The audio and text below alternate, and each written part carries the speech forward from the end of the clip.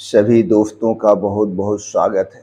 दोस्तों, अगर आप 50 के हो चुके हैं या 50 के होने वाले हैं तो आज के वीडियो में दोस्तों हम ये समझेंगे 50 साल की उम्र के बाद शरीर में एक बदलाव धीरे धीरे शुरू होता है, यानी मसल मास कम होने लगता है।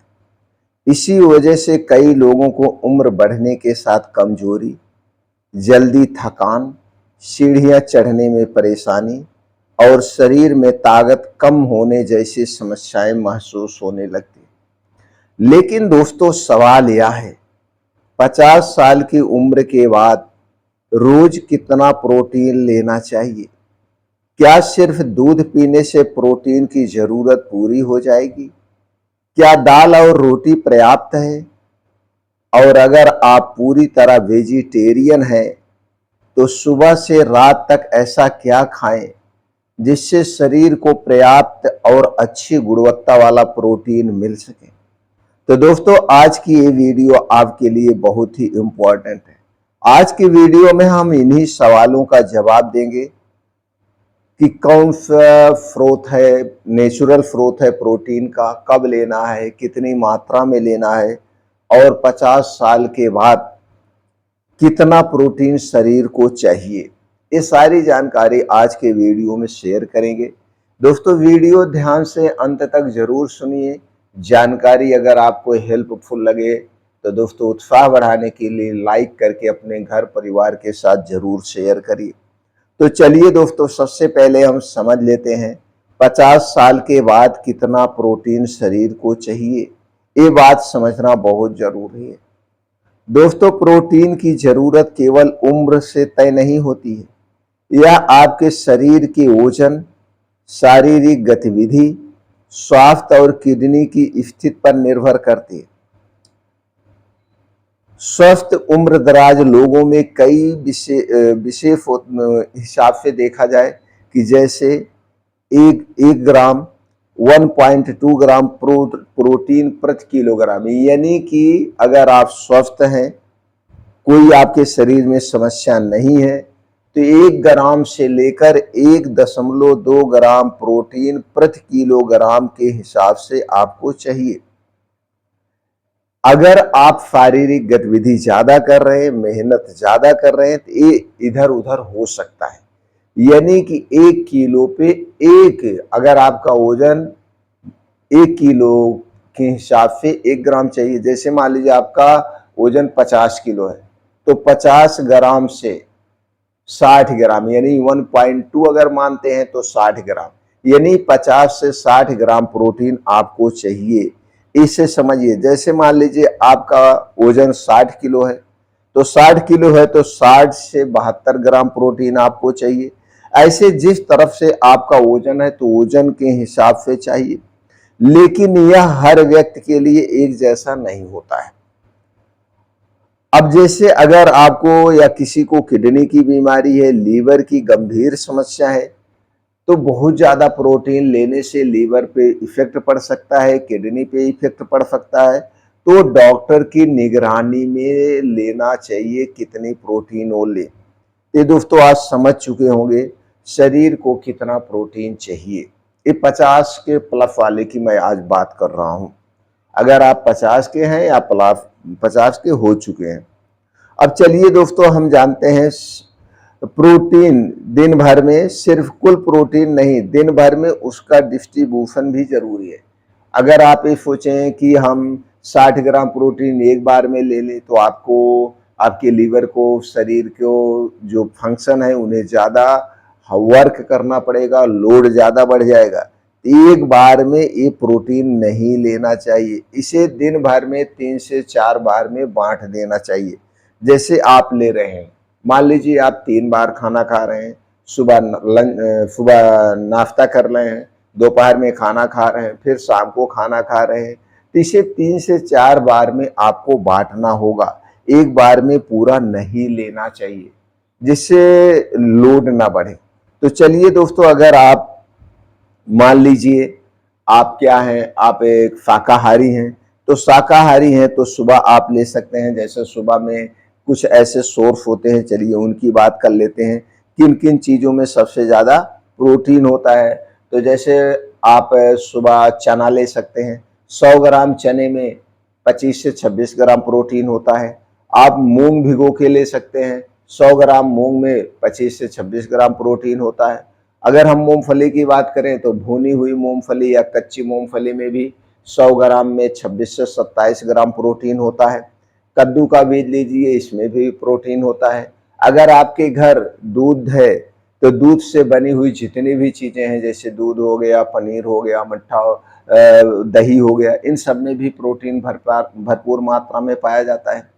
तो आप दूध ले सकते हैं, लेकिन एक घर का दूध। इन सारी चीज़ों को एक साथ नहीं बांटना चाहिए।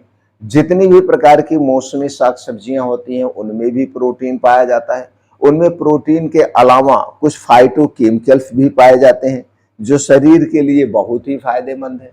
मौसमी जो फल हैं, मौसमी फल में भी जैसे अमरूद हो गया, इसमें भी प्रोटीन पाया जाता है। सेब हो गया, पपीता हो गया, यानी जितने भी मौसमी फल हैं इनमें भी कुछ ना कुछ मात्रा में प्रोटीन होता है। प्रोटीन के साथ साथ भरपूर मात्रा में फलों और सब्जियों में विटामिन सी होते हैं, कई प्रकार के फाइटोकेमिकल्स होते हैं, कई प्रकार के एंटीऑक्सीडेंट होते हैं जो हमारे शरीर के लिए बहुत ही उपयोगी हैं। तो हमें क्या करना चाहिए, इन सारी चीज़ों को बांटना चाहिए। और कुछ नट्स होंगे, जैसे ड्राई फ्रूट्स हो गया, ड्राई फ्रूट्स में दोस्तों विटामिन ए के साथ साथ उसमें और कई सारे एंटीऑक्सीडेंट पाए जाते हैं, विटामिन्स पाए जाते हैं, प्रोटीन्स पाए जाते हैं जो हमारे शरीर के लिए बहुत ही फायदेमंद है। तो इन्हें बांट के लेना चाहिए। चलिए जानते हैं कैसे हम बांट के ले। जैसे मान लीजिए आप शाकाहारी हैं, सुबह आप चाहे तो सेब ले सकते हैं, पपीता ले सकते हैं, कोई फल ले सकते हैं। अगर आपके पास बजट नहीं है तो हमें महंगे फल की जरूरत नहीं है। जो सीजन में मौसमी फल पाए जाते हैं, सीजन वाइज हमें फल लेना चाहिए। चाहे आप सुबह लीजिए, चाहे दिन में लीजिए। बस एक बात का ध्यान दीजिए, सूरज डूबने के बाद हाई प्रोटीन वाली चीजें हमें नहीं लेना चाहिए, क्योंकि सूरज डूबने के बाद हमारा पाचन तंत्र स्लो हो जाता है। तो सूरज डूबने के बाद अगर आप कोई भी हैवी डाइट लेते हैं वो सही से डाइजेस्ट नहीं होगा, जो हमारे लिए नुकसानदेह हो सकता है। तो चलिए जानते हैं कैसे हम डिवाइड करेंगे। चलिए दोस्तों, इसे समझना बहुत जरूरी है। मान लीजिए आप शाकाहारी हैं, तो सुबह आप क्या करिए, 3-4 चम्मच मूंग ले लीजिए, 3-4 चम्मच चना ले लीजिए, 1 से 2 चम्मच पंपकिन सीड यानी कद्दू का बीज ले लीजिए। इसे आप अच्छी तरह से धुल करके रात को भिगो दीजिए और सुबह इसमें अपना थोड़ा सा नमक, आप चाहे लहसुन, मिर्चा, नमक, प्याज या थोड़ा सा नींबू गार के इसे आप सुबह ले लीजिए। सुबह आप नाश्ता कर लीजिए। बस ध्यान दीजिए, कोई भी चीज़ खाइए उसे सही तरीके से डाइजेस्ट हो जाए। जब तक वो सही तरीके से डाइजेस्ट ना हो जाए उसके बाद कुछ भी ना खाएं। इसे आप खा सकते हैं, सुबह ले सकते हैं। उसके बाद मूंगफली, मूंगफली को भून के रख लीजिए। जब आप अगर दोपहर में खाना खा रहे हैं तो ठीक है, मत खाइए।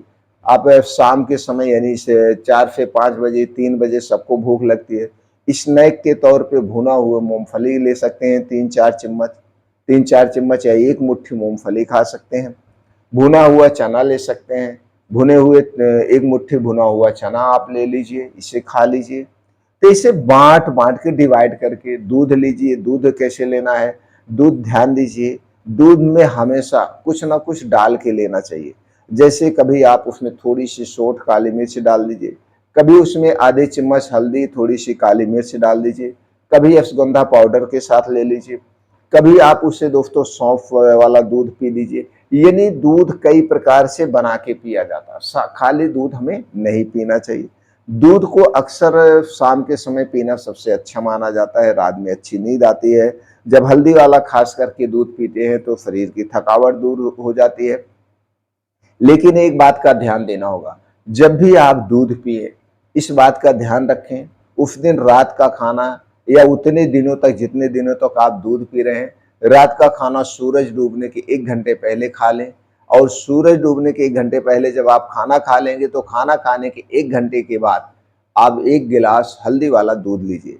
बस ध्यान देना है, खाना रात का हल्का होना चाहिए, सुपाच्य होना चाहिए। और इसके साथ साथ शरीर को नींद भी जरूरी है, तो 7 से 8 घंटे की गहरी नींद चाहिए। तो 7 से 8 घंटे की गहरी नींद लेने के लिए आपको 9 से 10 बजे के बीच में सो जाना है। सुबह उठना है।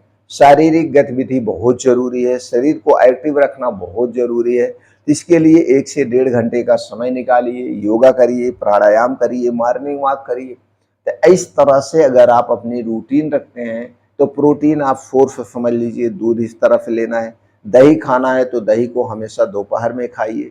2-3 महीने दही नहीं खाई जाती है, जैसे जुलाई, अगस्त, सितंबर, अक्टूबर, ये 2-3 महीने दही खाने से हमें बचना चाहिए। दही घर की होनी चाहिए, दूध घर का होना चाहिए, पनीर घर पे बनाइए, क्योंकि आज मार्केट में जितने भी दूध से बनी हुई चीज़ें मिल रही हैं वो हमारे लिए सेफ नहीं है, अनसेफ हैं, क्योंकि मिलावट बहुत ज़्यादा हो रही है। तो इसलिए घर का खाना, घर की चीज़ें खाना फ़ायदेमंद है। तो दोस्तों, आप अपना रूटीन कैसे रखते हैं, आप हमें कमेंट सेक्शन के माध्यम से ज़रूर बताइए। फिर मिलते हैं अगले वीडियो में।